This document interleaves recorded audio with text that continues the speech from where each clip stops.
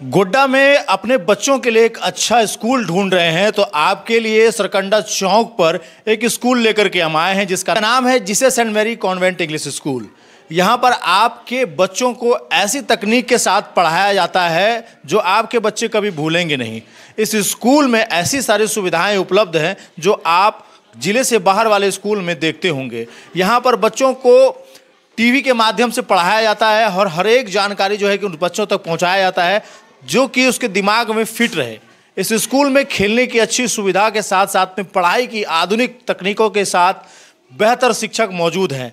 इस वक्त हम लोग सरकंडा में हैं। गोड्डा के सरकंडा में Jesus Saint Mary convent English school के नाम से ये स्कूल है जो कि कई सालों से ज़िले में चल रहा है और अब इस स्कूल ने गार्जियनों के दिलों पर अपना नाम बना लिया है। यहाँ पर जो बच्चे आते हैं वो इतने अच्छी तरीके से उनको यहाँ पर पढ़ाया जाता है, सिखाया जाता है कि उनका अलग तरीके से अलग बच्चों के बीच में जब वो जाते हैं तो उनका एक अलग तरीके से उनको देखा जाता है। यहाँ पर सारी सुविधाएं उपलब्ध है। इस स्कूल में पढ़ाई के साथ साथ में खेल कूद की व्यवस्था भी की गई है। उसके साथ साथ यहाँ पर संगीत को लेकर के एक अलग से ऐड ऑन किया गया है जिसमें से बच्चों को अब संगीत भी यहाँ पर पढ़ाया जाता है। यहाँ पर बच्चे खुद से ऐप डेवलप कर लेते हैं। यहाँ पर जब बच्चे आते हैं तो उनको इस तरीके से पढ़ाया जाता है कि उनके दिमाग पर जितना वो विकास कर सकते हैं उनको और अधिक ले जाया जा सकता है। बाकी हमारे साथ यहाँ के जो डायरेक्टर हैं वो हैं, इनसे हम लोग बातचीत करने का प्रयास करेंगे और सारी जानकारी आपको देंगे। सबसे पहले स्वागत है सर आपका हमारे चैनल जिला जोहार में। धन्यवाद।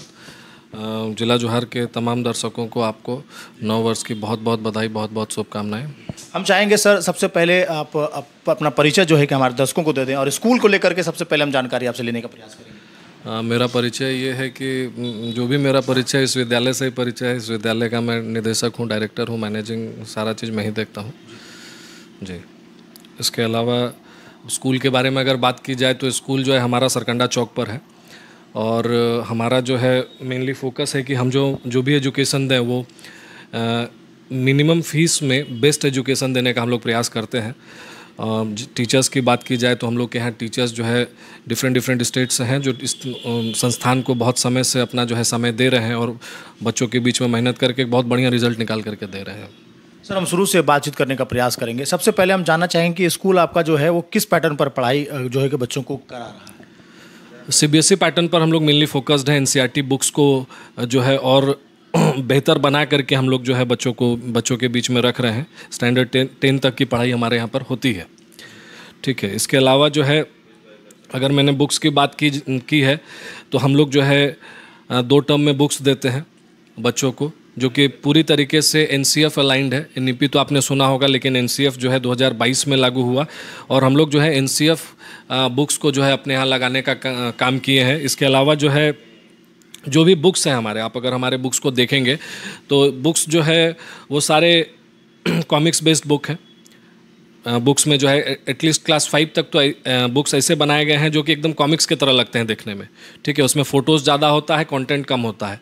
अब कंटेंट जो है वो जो भी रिटन कंटेंट है वो हमारे टीचर के लेसन प्लान में होता है जो कि बच्चों के कॉपीज़ में डिलीवर की जाती हैं, ठीक है। 5 सब्जेक्ट हम लोग पढ़ाते हैं। इसके अलावा जो सब्जेक्ट्स का बुक हम लोग के यहाँ नहीं है तो उन सब्जेक्ट्स को जो है हम लोग उसी में मतलब वैसा सिलेबस को बनाया गया है जिसमें कि बच्चों का उन सब्जेक्ट्स का भी चीज़ों को पहुंचा दिया जाए। जैसे कि हम लोग राइटिंग बुक नहीं चलाते हैं तो राइटिंग के लिए जो है हम लोग राइटिंग कॉपी में सारा काम कराते हैं। इसके अलावा जो है मोरल वैल्यूज़ का बुक नहीं चलाते हैं तो हमारा जो 10 to 20 मिनट्स का समय है वो हम लोग मोरल वैल्यूज़ को डेली देते हैं ताकि बच्चे में अच्छा संस्कार जाए। बच्चे जो है आज के तारीख में जो है संस्कार एक बहुत बड़ा कंसर्न है तो सिर्फ किताब पढ़ने से नहीं बल्कि उसको प्रैक्टिकल नॉलेज में लेने के लिए हम लोग जो है मोरल वैल्यूज़ का भी जो है प्रैक्टिकल अप्रोच लेकर के चले हुए हैं।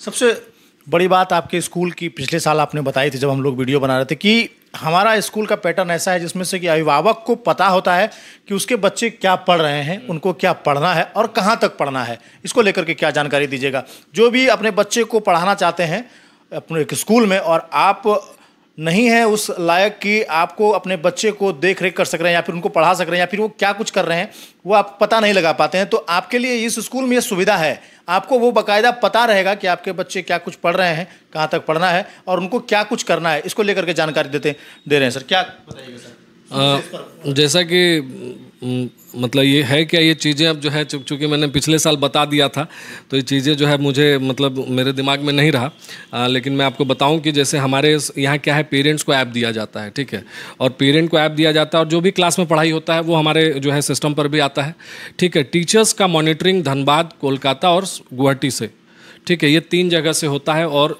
तीनों जगह हमारी जो है टीम, जो हमारा जो कंसर्न पब्लिकेशन है उसमें जो है वो टीम बैठी हुई है।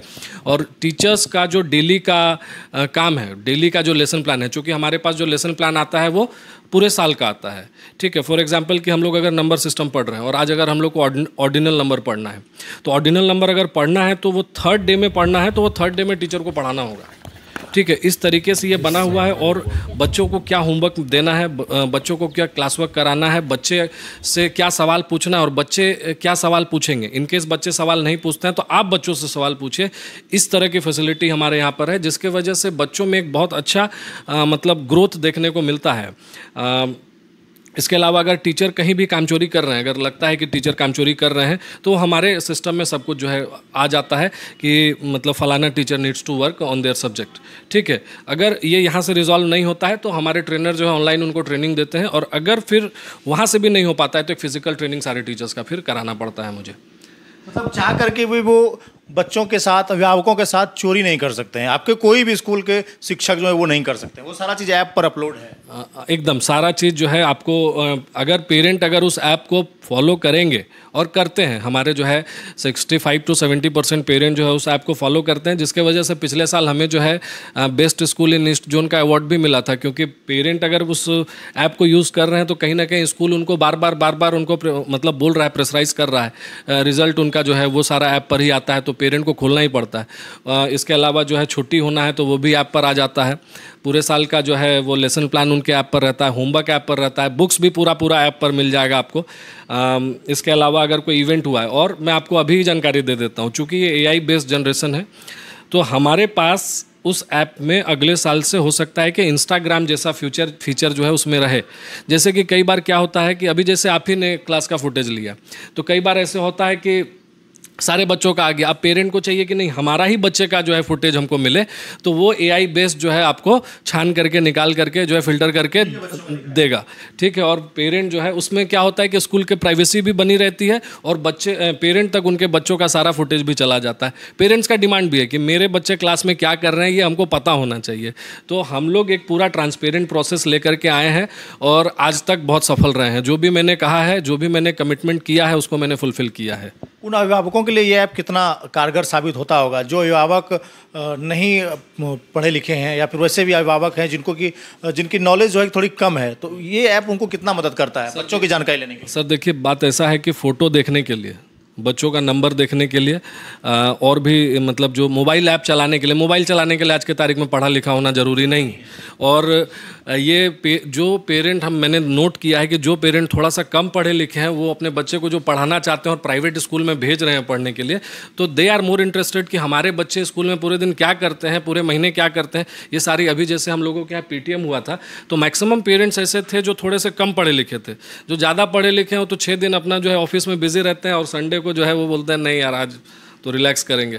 तो वैसे पेरेंट्स जो थोड़ा कम पढ़े लिखे हैं, मैंने देखा है कि उनके मतलब उनका जो है रुझान इन चीज़ों के प्रति, बच्चों को पढ़ाने में तो सभी का है, लेकिन जैसे इन चीज़ों को सीखने में जो है उनका रुझान बहुत ज़्यादा है। बच्चों के साथ वो भी सीख रहे हैं। यस। आपके स्कूल में तरह तरह के कार्यक्रम जो है कि वो ऑर्गेनाइज किए जाते हैं, उस कार्यक्रम से बच्चों पर क्या असर पड़ता है और उसको लेकर के क्या जानकारी दीजिए? देखिए, ये तो एक स्कूल का पार्ट है। अगर कल्चरल एक्टिविटीज़ अगर स्कूल में नहीं होंगी तो बच्चे जो है बोर हो जाएंगे। प्लस इसके अलावा अगर कल्चरल चीज़ें नहीं करेंगे तो उनका ओवरऑल डेवलपमेंट नहीं हो पाएगा। फॉर एग्जांपल कि अभी 26 जनवरी आने वाला है, ठीक है, तो 26 जनवरी रिपब्लिक डे में क्या है कि जो भी करेंगे वो सारे स्टूडेंट्स और टीचर्स ही करेंगे, चाहे वो डेकोरेशन का आइटम हो। मैं बहुत कम चीज़ों को खरीद करके मार्केट से लाता हूँ, सारी चीज़ें जो है वो बच्चे करते हैं, उनके टीचर्स करते हैं, वो सारे चीज़ उन्हीं का काम रहता है। तो वो आर्ट बनाना, तो इन चीज़ों में इन्वॉल्व होने के बाद जो है एक थोड़ा सा उनको भी लगता है। उसके अलावा जैसे परेड कराना हुआ या कई तरह का डांस वांस सब चीज़ हुआ, तो वो सारा चीज़ जो है वो मैं देखता हूँ कि उनमें जो है लीडरशिप क्वालिटी भी डेवलप होता है। अभी आपने म्यूज़िक जो है कि वो ऐड किया है पिछले साल से, इस बार देख रहे हैं कि इक्विपमेंट भी आपके पास जो है कि वो पर्याप्त मात्रा में है, साथ साथ में कंप्यूटर की सुविधा, साथ साथ में खेलने की सुविधा, जितने चीज़ें की आवश्यकता बच्चों को होती है वो सारी चीज़ आपके स्कूल में जो है वो प्रॉपर हम लोगों को दिख रहा है। उसको लेकर के क्या कुछ जानकारी दीजिएगा। देखिए, पिछले साल तक तो कोडिंग अपने यहाँ चल रहा था, आने वाले समय में भी चलेगा कोडिंग का। हम लोग जो है और एडवांस वर्जन रोबोटिक्स जो है इस बार से लेके आ रहे हैं कि बच्चे अपना कोड लिखना सीख गए हैं, अब कोड लिखेंगे तो वो रोबोट उनका वर्क करना काम शुरू करेगा। और ये जैसे ही शुरू होगा मैं आपको फिर से बुलाऊंगा ताकि मैं जिले वासियों को दिखा सकूं कि ये जो है हम लोग यहाँ तक पहुँच चुके हैं। अपने 7 क्लास 8 क्लास के बच्चे ऐप डेवलप किए थे, आपके माध्यम से हम लोगों ने जो है लोगों तक पहुँचाया भी था, जैसे कि इमरजेंसी ऐप वगैरह जो बनाए थे, क्विज़ ऐप बनाए थे। तो टेक्निक का जो यूज़ है वो हम लोग बहुत ज़्यादा करते हैं, टेक्निकल चीज़ों का यूज़। इसके अलावा जो म्यूज़िक की बात की जाए तो म्यूज़िक तो खैर हर आदमी को सीखना चाहिए। अनफॉर्चुनेटली मैं नहीं सीख पाया, लेकिन म्यूज़िक हर इंसान को सीखना चाहिए। म्यूज़िक मेरा ये मानना है कि इंसान को और बेहतर बना सकता है, और शांत बना सकता है, और दूरी तक पहुंचा सकता है। ठीक है। इसके अलावा अगर स्पोर्ट्स की बात की जाए तो हमारे बच्चे स्पोर्ट्स में भी अच्छा एक्सेल करते हैं। चीज़ों को समय समय पर बैडमिंटन कंपटीशन हो गया, क्रिकेट का जो है वो मैचेस, क्रिकेट का मैच हो गया। इसके अलावा जो है कबड्डी कंपटीशन, ये सारी चीज़ें जो है रनिंग वनिंग सब हमारे यहाँ पर होता है, ताकि बच्चे जो है फिजिकली भी बहुत फिट रहें, मेंटली भी बहुत फिट रहें, और इमोशनली भी बहुत फिट रहें। आपको हम बता दें कि जो म्यूज़िक आप अपने बच्चे को पहले से सिखा रहे होंगे उसका पैटर्न यहाँ पर चेंज किया गया है। बच्चों को जिस तरीके से सिलेबस के साथ से पढ़ाया जाता है, कॉपी किताब कलम के माध्यम से बताया जाता है, उसी तरीके से यहाँ म्यूज़िक भी पढ़ाया जाता है। इस वक्त आपके स्क्रीन पर चल रहा होगा कि ये देखिए, ये सारी चीज़ें जो है कि इस तरीके से बच्चों को पढ़ाया जाता है, समझाया जाता है, बाकायदा सुर के बारे में समझाया जाता है। सर, ये क्या तरीका है जिसमें से बच्चे जो कोड लिख रहे हैं उसमें? देखिए, होता क्या है कि मतलब मान लेते हैं कि आप लोग सी माइनर नोट्स वगैरह सब सुने होंगे टीवी पे, इंडियन आइडल वगैरह पे। तो सी माइनर क्या होता है वैसे तो मुझे नहीं मालूम है, चूँकि मेरा म्यूज़िक में कभी वैसा कुछ रहा नहीं, लेकिन ये बच्चों को मालूम होना चाहिए कि what is C minor, what is मतलब डिफरेंट टोन्स जो है वो सारा चीज़ उनके कॉपी में रहता है। मान लेते हैं कि वो कीबोर्ड बजा रहे हैं तो सारा कीज़ के बारे में उनको जानकारी होना चाहिए, क्योंकि भविष्य में अगर वो म्यूज़िक में अपने आप को लेकर के जाते हैं और म्यूज़िक का कोई कोर्स करते हैं तो ये होना चाहिए कि हमें जो है वो बेसिक नोट्स सारी चीज़ें पता है। ठीक है। और मतलब कि क्या बोलें कि आप अभी हम लोग तो जैसे 3-4 आइटम हम लोग अभी सिखा रहे हैं, जैसे गिटार सिखा रहे हैं, कॉन्गो है, इसके अलावा ड्रम्स है। मतलब आने वाले समय में नेक्स्ट सेशन में हम लोग जो है थोड़ा सा और इसको बढ़ाएंगे, जैसे कि नाल का सिखाना हुआ। इसके अलावा जो है प्रोफेशनल डांस टीचर का भी मैं आपको अभी से प्रॉमिस कर देता हूँ कि प्रोफेशनल डांस टीचर भी हम लोग जो है वो भी हमारे यहाँ होगा, ताकि बच्चे जो है क्लासिकल का भी एक फॉर्म और डांस भी नोट्स के साथ सीख सके, है कि नहीं।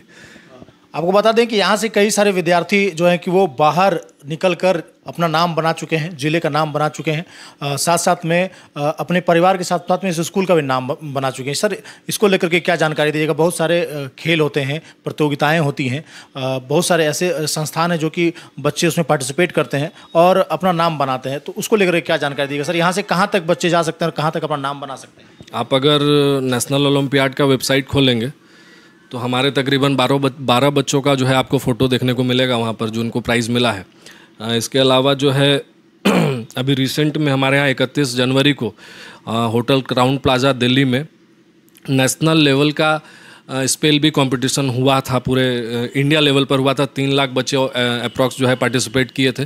उसमें हमारा भी एक बच्चा जो है फाइनल में पहुंचा है, जो कि 31 तारीख को होना है दिल्ली में। तो हम लोग एक ऐसा एक्सपोजर देते हैं जिसमें कि बच्चों को जो है दुनिया देखने का भी मौका मिले।